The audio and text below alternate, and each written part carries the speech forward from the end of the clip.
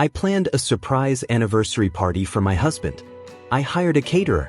She arrived at my door with her team, her equipment, and a smile I will never forget.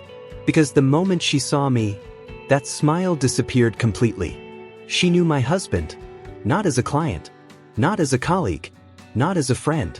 She knew him as the man who had been paying the rent on the house she lived in for the past 4 years. I found this out while she was setting up the appetizers in my kitchen. Stay with me, because what happened next made every single person at that party put down their drink. My name is Caroline.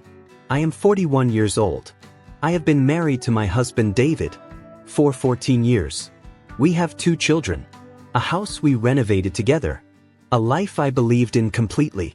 David works in property development, long hours, frequent travel, the kind of job that asks a lot of a marriage, and gets it because you trust the person doing the asking. I trusted David completely. Our 14th anniversary was coming up. I wanted to do something meaningful, not just dinner, something real. I decided to throw a surprise party. 40 people, our closest friends and family. The house decorated the way it was. The night we got engaged, I hired a catering company I found online. Good reviews, reasonable price. A woman named Sandra was the point of contact. We spoke twice on the phone. She seemed professional and warm. I had no reason to think about Sandra, beyond the logistics of food and timing. I had no reason at all. The party was on a Saturday evening. David thought we were having dinner with my parents. I had managed the deception for 3 weeks. Our friends had managed it longer. Sandra arrived at 4 with her team. 3 people, vans, equipment, everything exactly as discussed. I opened the front door.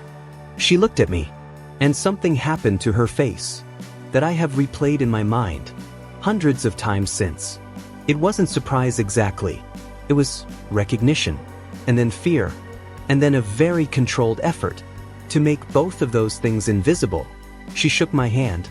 She said, "Beautiful home." She said it quietly, like she was saying it to herself. I showed her to the kitchen. I left her to set up. 20 minutes later, her assistant found me in the garden and asked if she could speak with me privately. We stood in the side passage of my house. Sandra's assistant, a young woman named Priya, looked deeply uncomfortable. She said, "I don't know how to say this, and Sandra doesn't know I'm telling you, but I think you need to know before tonight goes any further." I said, "Tell me." She said, "The address on the booking form." Sandra recognized it immediately when she got the confirmation email. She recognized it because she's been here before. Not to this house, but to this street. To a house 3 doors down. The house that David, your husband, has been paying the rent on for the past 4 years. I stood in my side passage, and I did not say anything for what felt like a very long time. Then I said, "How do you know this?" She said, "Because Sandra has been subletting the spare room from the woman who lives there." The woman David visits every second week, without fail, for 4 years. I want to tell you what I did next, because I think it matters. I did not cry. I did not go back inside and confront David immediately. I did not cancel the party. I thanked Priya. I asked her to please continue with the setup. I walked to the end of my garden. I sat on the bench where my children play, and I thought, not about the betrayal, not yet. I thought about the party. 40 people arriving in 2 hours. My husband walking through the door to a surprise he did not deserve.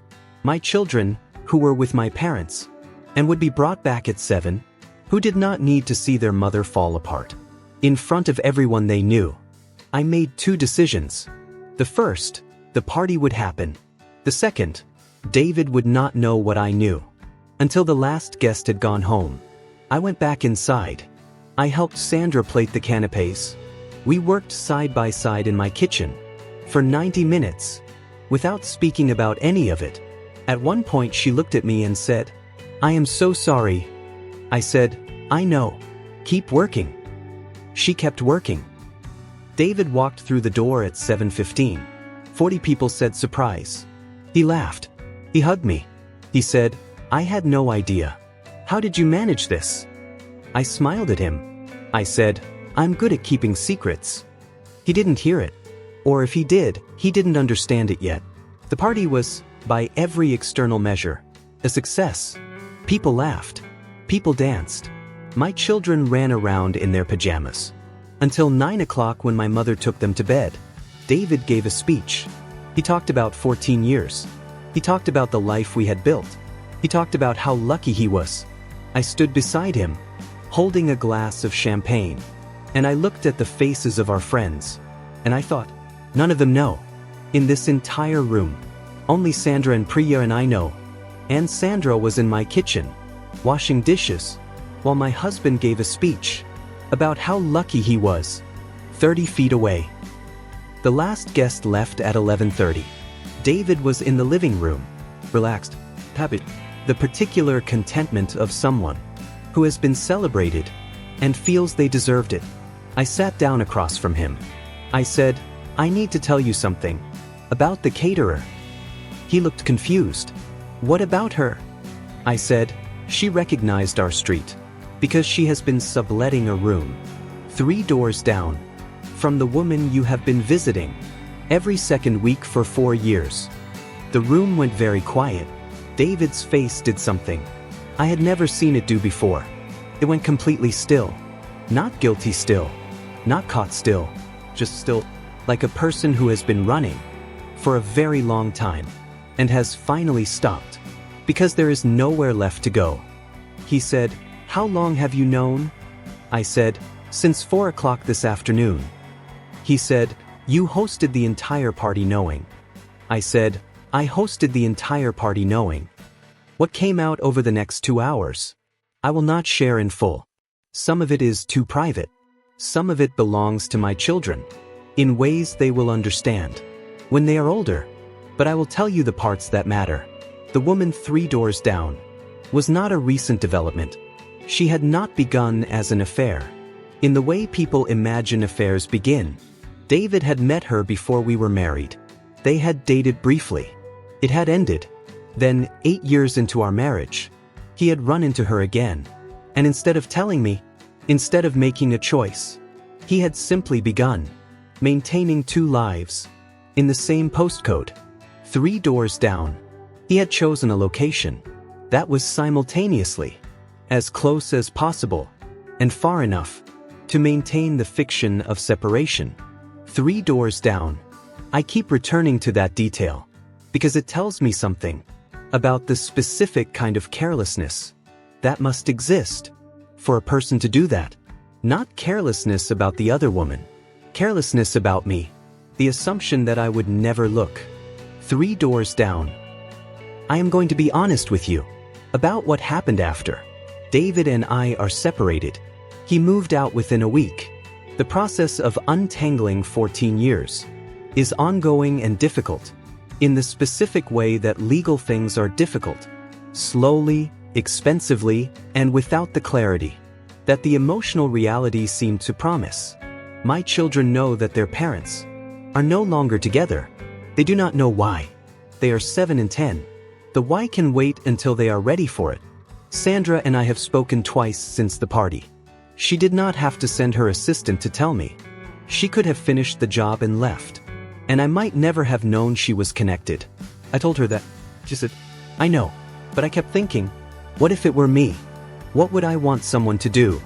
I told her I was grateful. She said she was sorry the gratitude had to exist. I think about that a lot. Here is the question I am left with. Not, how did he do this? I have answers to that. People do extraordinary things in service of ordinary selfishness. The question I am left with is, what does it mean that the person who told me the truth was a stranger I hired off the internet to cater my anniversary party? That the people closest to me, my husband, my friends, my neighbors, none of them told me, but a woman I had spoken to twice on the phone sent her assistant to find me in a side passage 20 minutes after arriving at my door, because she thought, what if it were me? I don't have a clean answer to that. I just know that I am grateful For people who ask that question, even strangers, especially strangers. Reddit, what would you have done in Sandra's position? Would you have told me? Or would you have done the job and gone home? There is no wrong answer. I genuinely want to know. Comment below. Subscribe if you want to hear what happened when my husband's lawyer called my lawyer and said something nobody expected. That story is coming next week. See you then.